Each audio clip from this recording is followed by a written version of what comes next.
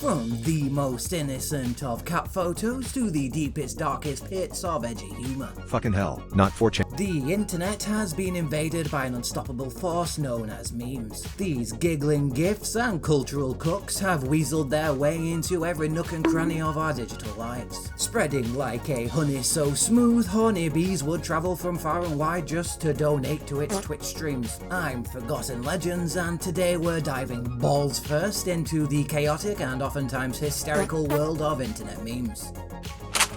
So buckle up, you dirty deviants, because we're about to explore the entire history of Joe. Joe what? Joe Mam.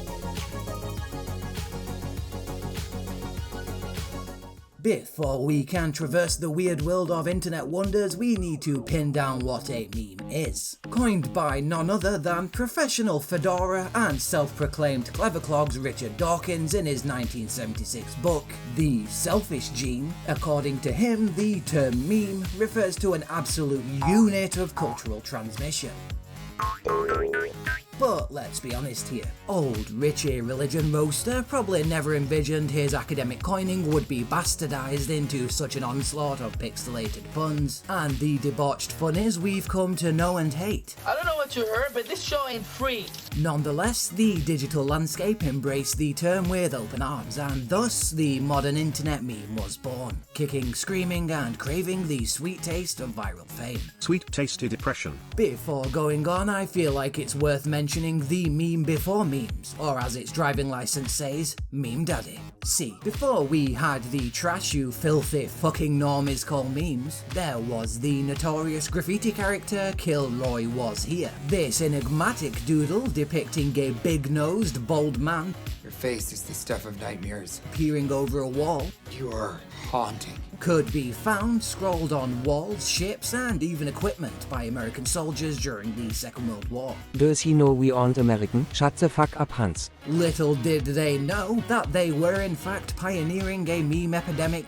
decades in the making. Still German legends. Hans, I swear to fuck, I will bitch slap your ass. Fast forward to when the internet was new and innocent, a lolly of sorts, when dial-up modems screeched like banshees, and downloading the image of a single tit took roughly 7 years. Enter the dancing baby, a 3D rendered animation of a diaper-donning infant with more moves than an octopus with a chess set. This gyrating bundle of oh my fucking god, it's terrifying, took the internet by storm in 1996, proving that even in the early days of the web, things do really be like that. Not long after, the world was subjected to the hamster dance, a basic yet infectious web page featuring row after row of animated hamsters, all dancing in unison to a sped up sample of Roger Miller's Whistle Stop, created by a Canadian art student by the name of Deidre. meaning my cat died in Canadian. In 1998, this proto-meme sparked a very human obsession with all things cute, weird, and mildly infuriating. From Dawkins's initial concept to a crudely drawn knob-nosed man. Like a testicle with teeth.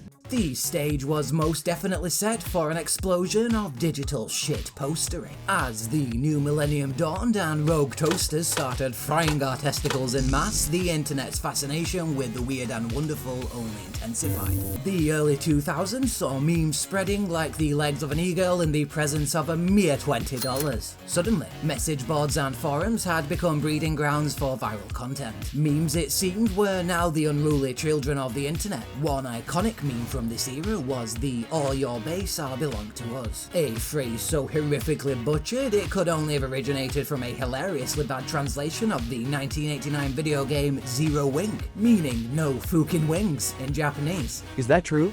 Hentai too. This mangled masterpiece of malignant meme, this mangled piece of malignant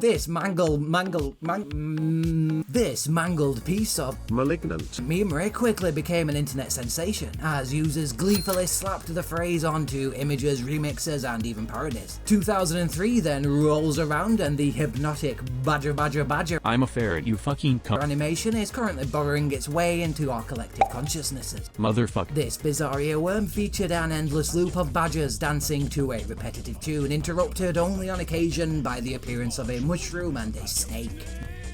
The sheer absurdity of this meme solidified its place in the harrowed halls of internet famery. I will come to your house and fucking kill. During this time, dedicated meme-sharing platforms began to emerge en masse, catering to the ever-growing appetite for digital insanity and funny ha-has. Websites like YTMND, You're the Man Now Doll, 4chan and Something Awful became the go-to places for meme connoisseurs, providing endless hours of entertainment and proving that on an evolutionary scale we really are the short bus of productivity.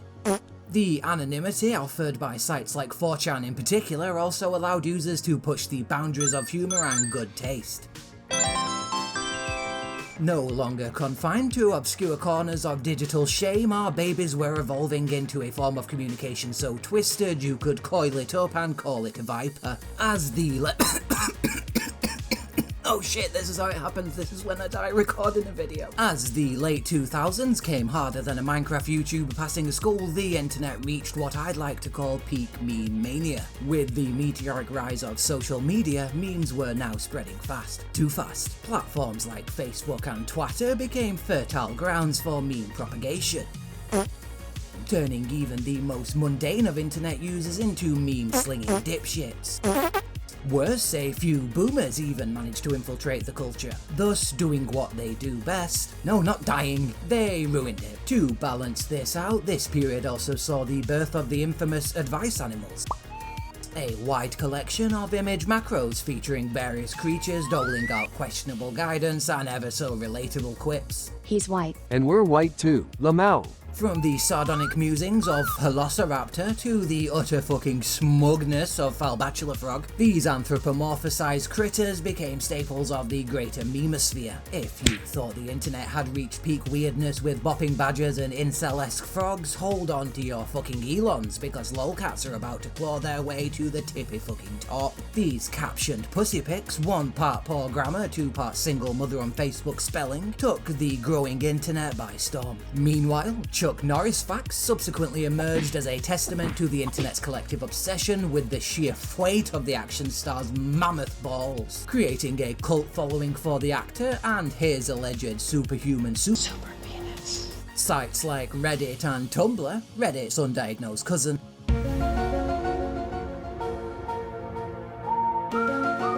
also played a crucial role in shaping the meme culture of the late 2000s. Reddit's updoot and downdoot system, coupled with more subs than a BDSM orgy, finally allowed users to fine-tune their meme consumption, ensuring a constant supply of the freshest, dankest memes. Oh, how fucking tasty. Tumblr, on the other hand, gave rise to questionable porn, niche meme communities, questionable porn, and questionable porn, proving that there really is truly a meme and questionable porn for everyone. And then Tumblr went to shit and died. But hey ho, because we've officially entered the golden age of memes. The widespread adoption of social media and the internet falling into the hands of every passing plebeian flash sack with functioning neurons. You meant flesh sack, didn't you, legends? But it's too late to re-record the voiceover. Quickly turned memes into an unstoppable force of digital humor and good times. As we entered the early 2010s, we quickly realized we'd pretty much fucked the earth into an early grave. Thus, we put all our efforts into evolving memes and harmless internet jokes into powerful tools of political discourse and activism. Well done, you absolute fucking dinklages. You made memes political too. Much like an American football player at a Weight Watchers meeting, memes began to tackle heftier issues. The Occupy Wall Street movement is a great example of this. Many protesters decided to wield memes as a form of digital protest, harnessing the power of viral content to raise awareness and mobilize support. Memes like Pepper Spraying Cop and We Are the 99% quickly became symbols of the movement. Similarly, the Arab Spring also saw the use of memes in disseminating information and rallying support, as activists and ordinary citizens alike turned to the internet in an effort to let the wider world know they were a little bit fucking miffed. Thus, memes had become a digital weapon in the fight for freedom, proving that even the most whimsical of internet phenomena could play a role in shaping real-world events. Yet, I'm sad to say it wasn't all rainbows and Care Bear taints. The Pepe the Frog controversy, for example, saw the once innocent amphibian co-opted by far-right extremists. Because, well, you know, they're a little bit fucking thick. Amidst the growing influence of memes in politics and slacktivism, the early 2010s also witnessed the emergence of dank memes. Edgy, provocative, and often intentionally offensive by design, these memes pushed the boundaries of what was considered acceptable and tasteful. Thus, the rise of dank memes marked a significant shift in the tone and content of internet humour, as users sought to challenge conventions and explore the limits of comedy. Like a reanimated Stephen Hawking, No legends, you're better than this. the late 2010s rolled in, and meme culture took a turn for the bizarre as it entered a period that can be best described as the meme renaissance. During this turbulent time, memes evolved into more abstract, self-referential and niche formats. Iconic examples from this era include the distracted boyfriend meme. Then there's the "this is fine" dog, calmly sipping away at his coffee amidst a raging inferno, perfectly encapsulating the resigned acceptance of the never-ending anal deflowering that is life. This era also gave us deep-fried memes, It looks dumb as shit. and the elusive E. Basically, we made memes a bit weird, and we laughed at them because that's what we thought we were meant to do. During this renaissance of meme-munching mastery, templates suddenly became a staple of what it meant to be funny. Utilizing plug-and-play mechanics and pre-existing formats, now anybody could create memes with ease. This in turn led to the rise of meme generation tools and the future ruination of our once great fucking internet. By the late 2010s, much like any twat in a pimped-out Vauxhall Corsa, memes were shifting dramatically. Simple image macros and easy-to-recall catchphrases were now a complex language of shared cultural experiences. In essence, memes became a way for users to connect over shared interests, obscure references, and a common sense of humour spanning from the absurd to the irreverent to the downright twisted. Still, let's take a moment to acknowledge their ever-changing nature and the incredible impact they've had on our culture. From making us exhale slightly more from our nostrils to sparking important conversations, memes have proven time and time again that they're here to stay. Also, before you go, I have a Patreon. By becoming a patron, you'll not only help keep the lights on my Pornhub subscription up to date, but you'll also gain access to exclusive behind-the-scenes updates and the opportunity to suggest future video topics while pretending I care about what you actually think. It's a win-win situation for both of us, really, if you don't think about it at all. I've been Forgotten Legends, and until next time, take care. Joe what? Joe what? Joe what? Bit posher. What? Joe what? Joe what?